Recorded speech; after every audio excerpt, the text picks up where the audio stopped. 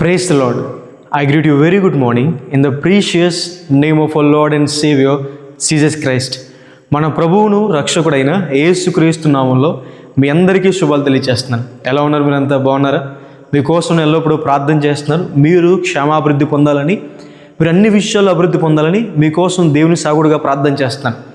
దేవుడు మీకు సహాయం చేస్తారు, ఆయన మిమ్మల్ని లేవనెత్తారని. ప్రతిరోజు దేవుని వాగ్దానం వినడం ద్వారా మనం దేవునికి దగ్గరగా వస్తున్నాం. దేవుని దగ్గరగా రావడం ద్వారా విశేషమైన ఆశీర్వాదం పొందుకుంటాం. ప్రతిరోజు కూడా బైబిల్ గ్రంథంలోంచి ఒక వాగ్దానం ధ్యానం చేస్తున్నాం కదా.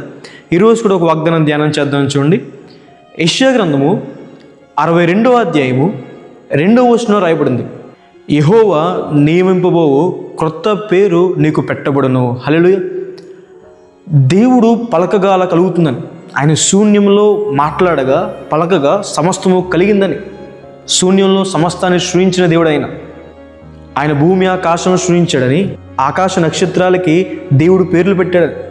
ఆకాశంలో ఎన్ని నక్షత్రాలు ఉన్నాయో, ఎన్ని స్టార్స్ ఉన్నాయో మనం కౌంట్ కూడా చేయలేం. అయితే దేవుడు వాటికి పేర్లు కూడా పెట్టాడని దేవుని వాక్యం సెలవిస్తుంది. దేవుడు మీకు కొత్త పేరు పెడతాడని. ఒకవేళ మనుషులు మిమ్మల్ని తక్కువ చేసి మాట్లాడుతున్నారా, ఎందుకు పనికిరావని, నీ వల్ల ప్రయోజనం లేదని, ఎప్పుడో చేసిన తప్పును పట్టుకుని ఇప్పటికీ కూడా దాన్నే పట్టుకుని మిమ్మల్ని ఏడిపిస్తున్నారా, అవమానకరంగా మాట్లాడుతున్నారా, మిమ్మల్ని మీ కుటుంబాన్ని తృణీకరించి మీకు వ్యతిరేకంగా నడుస్తున్నారా?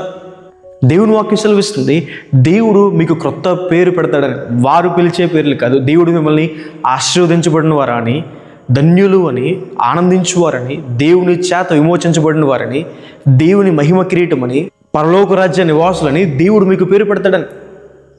అనేక మందికి మిమ్మల్ని మీ కుటుంబాన్ని ఆశీర్వాదకరంగా మారుస్తారని, అనేక మందికి ఆశ్రయ స్థానంగా మిమ్మల్ని మారుస్తారని.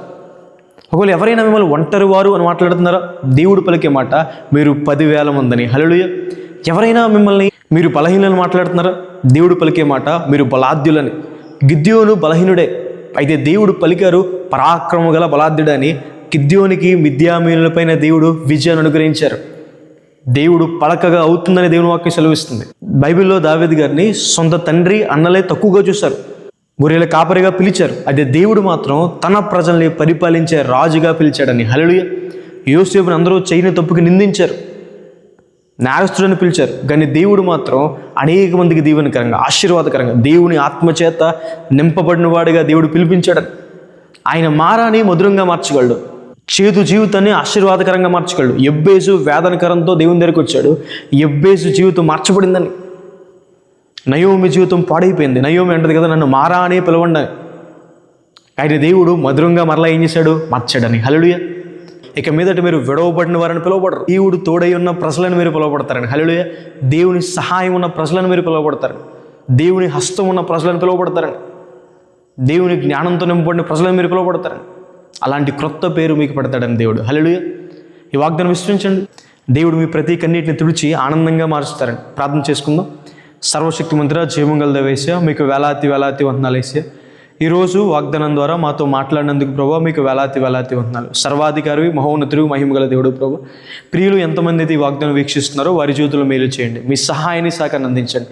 వారు పడిపోయిన గోతులను లేవనెత్తండి ప్రభావ, మీ కృపను అనుగ్రహించండి. అనారోగ్యంతో బాధపడుతున్న వారిని ముట్టండి అయ్యా, స్వస్థపరచండి అయ్యా ప్రభావ. అప్పుల బాధలో బాధపడుతున్నారు లేవనెత్తండి ప్రభావ. మారు మనసు కావాల్సి ఉన్న వారికి ప్రభావ మారు మనసు దయచేయండి ప్రభావ. మీరే రక్షణ మార్గంలో నడిపించండి ప్రభావ. చదువుల్లో జ్ఞానాన్ని దయచేయండి. అన్ని విషయాల్లో మీ సహాయాన్ని సహకారం అందించండి. రాకపోకలో తోడైండండి ప్రభావ. మీరు వారికి తోడైండి, మన గొప్ప కార్యాలు చేయమని దేవా యేసు నామమున అడిగి వేడుకుంటున్నాను తండ్రి. ఆమేన్. God bless you. God bless India.